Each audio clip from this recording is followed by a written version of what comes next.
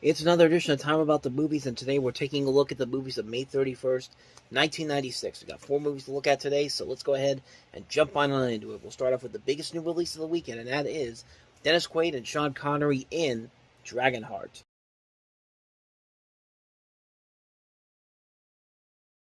Why even bother doing the live action How to Train Your Dragon? You guys already did it almost 25 years, over 25 years ago, but I mean, there is a lot of inspiration here that How to Train Your Dragon, I assume, probably took from the books at least, or at least the movie, because a lot of the elements that are in this movie were kind of carried over into that movie, except instead of being knights, they were Vikings.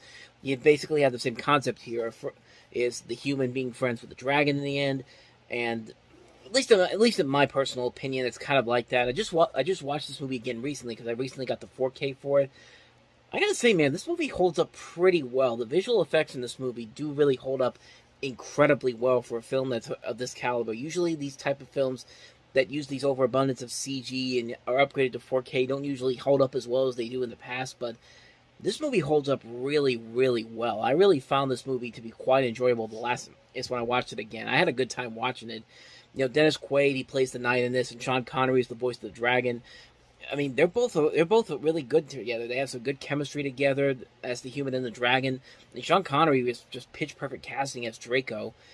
And the overall action overall is very solid. The character development is very good here.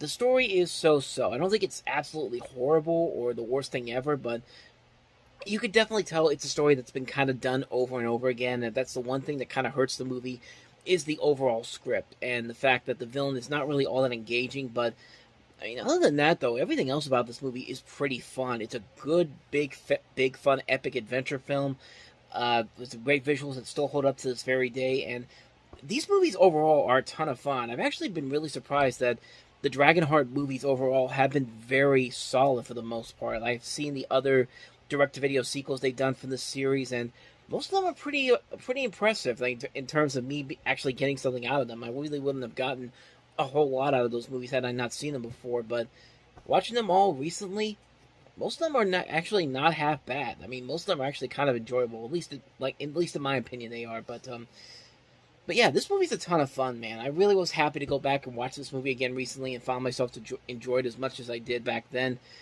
It's a really fun movie, man. I highly recommend checking it out. It's a really fun movie with some visuals that still hold up, some great action, great acting all around.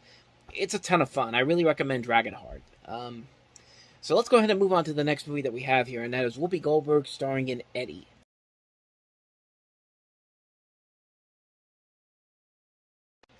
First of all, when have the Knicks never not sucked? I mean, yeah, they had Patrick Ewing for the longest time, but how many championships has Patrick Ewing ever won with the Knicks? I mean, I'm just saying. I'm just saying though. But I don't live in New York, so this is just coming from somebody who doesn't live in a town that has an NBA team, unfortunately. But we're not here to talk about that. We're here to talk about Eddie, and you know, even the premise for this movie is pretty ridiculous, even by movie logic. The Knicks are a mediocre team, so the owner decides, you know, I'm going to hire this random black woman that I found in the contest to be the head coach. What a genius move that is. And it's not even like a major league move, like in major league. The reasoning behind the owner of that team is that she wants to move the team to Miami, and at least she had a reason to do it. But in this, Frank Langella's just like, hey, the crowd loves this woman. Let's make her the head coach. I mean, even by sports movie logic, that's pushing it too far. We've had movies where a dog plays basketball, which we'll get to later on, and you know what? You could buy the logic more in that movie than I can a random fan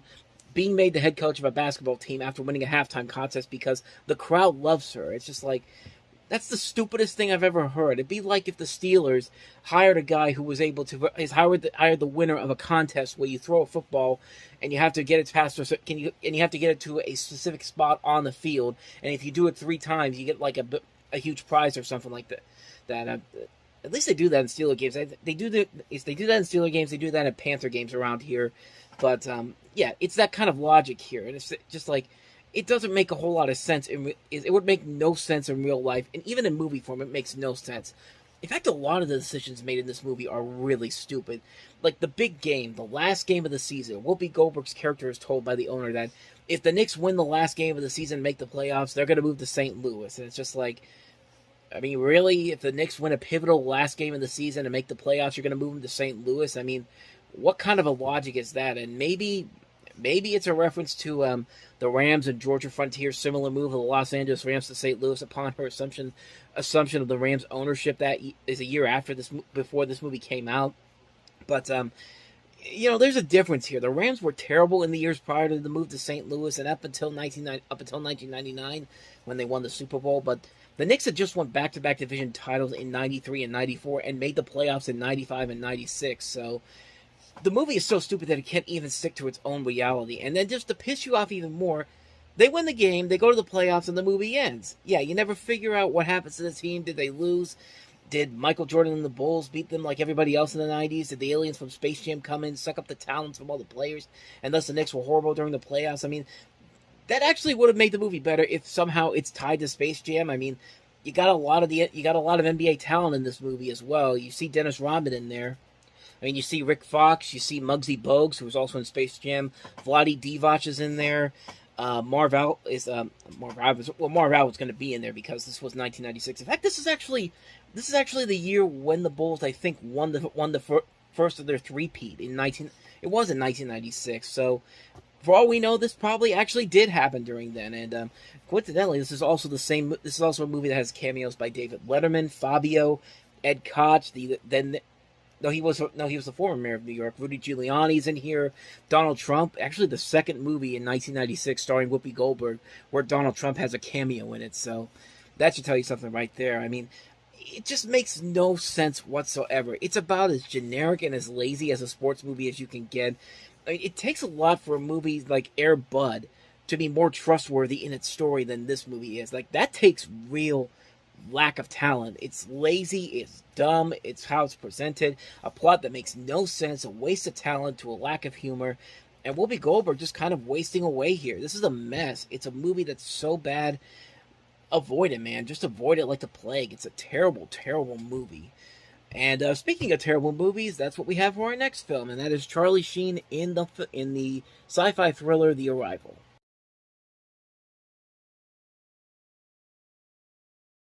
First of all, wow, you really think you could try to make Charlie Sheen look like Martin Sheen from 10 years prior to this? I mean, they're trying way too hard with that mustache and beard, man. It's just like, I know they're related, but take it down a bit, guys. But other than that, though, it doesn't really do anything that's actually that creative or unique about it.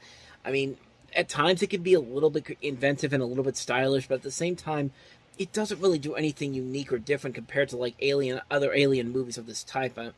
And it just doesn't really have that spark that I thought it needed to really make it stand out on its own. I guess they kind of rushed this out there before Independence Day came out, so they could try to cash in on that before Independence Day kind of swept the box office, which Independence Day wasn't really that great of a film to begin with, but that's for another couple of weeks. But like I said, I don't know. Maybe I'm being a little too harsh on it. I don't think the movie is that terrible of a film. I just didn't think it was all that interesting. I thought they were trying a little too hard to force its story down, to force its narrative down. I just don't think it was smart enough to really stand up on its own. But then again, it's just one person that's saying this. I know this movie has a loyal fan base, and this film did eventually become somewhat of a success afterward, and actually spawned a sequel. And this director, David Twohy, actually has gone on to make the Riddick films as well. And he also wrote The Fugitive. He also wrote Warlock. He wrote Waterworld, G.I. Jane. So there's obviously stuff there that could work here, but I mean, at least to me, it didn't work for me. It's just that's just one person saying it. I know it has a fan base, but honestly, I'm not part of that fan base. I didn't think it was that great of a film, honestly. So that's The Arrival. Let's go ahead and take a look at the last movie that we have here, and that is Man with a Plan.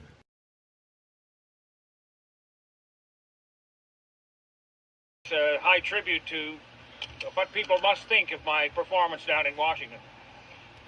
I literally know nothing about this movie whatsoever. Judging by the look of it, it has kind of a feel of a Tanner 88 or a Bob Roberts. It's that type of a film. You basically are following this actor, a dairy farmer named Fred Tuttle, who is in a story where he's running for the U.S. House of Representatives, and in the town of Vermont, it still remains kind of a cult classic, and Many of the details of the movie poke fun at certain public figures and groups in Vermont.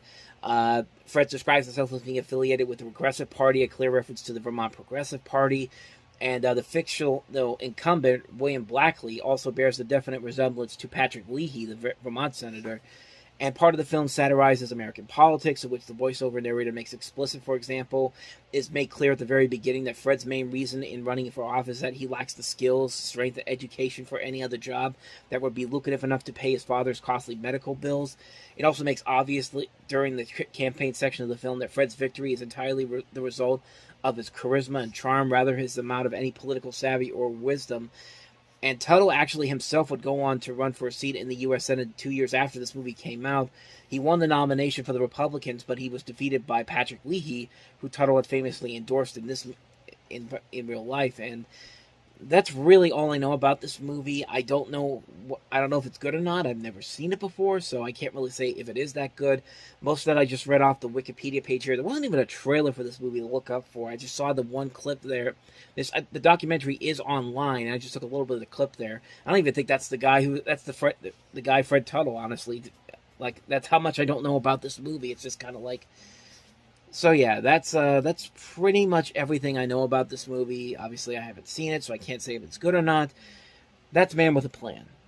So with that said, that wraps up another edition of Time About the Movies. Next time we meet, we'll take a look at Michael Bay's follow-up to Bad Boys, The Rock with Nicolas Cage, Sean Connery, and Ed Harris. We also have Billy Zane in The Phantom, and also Heavy. So 3 more movies to look at next time around, and we'll look at those on the next episode. But until then, thank you very much for watching, and if you want to see more videos like this, hit the playlist. Check out the playlist on the next page. Check out the previous episode, and I'll see you guys tomorrow for another episode. So thank you very much for watching.